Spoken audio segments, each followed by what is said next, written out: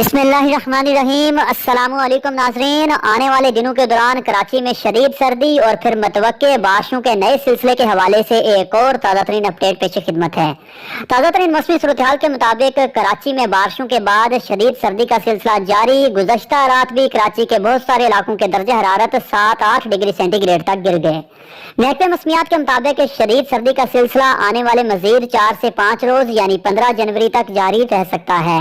15 जनवरी के बाद सर्दी की शिद्दत में कमी आएगी और दिन और रात के दर्जा हरारत में फिर अचानक से इजाफा होगा, जबकि पाकिस्तान के ज्यादातर इलाकों में मुलगिर बारिशों का एक और सिलसिला 15-16 जनवरी के बाद 19 जनवरी के आसपास ज्यादा शिद्दत के साथ शुरू होने का इम्कान है।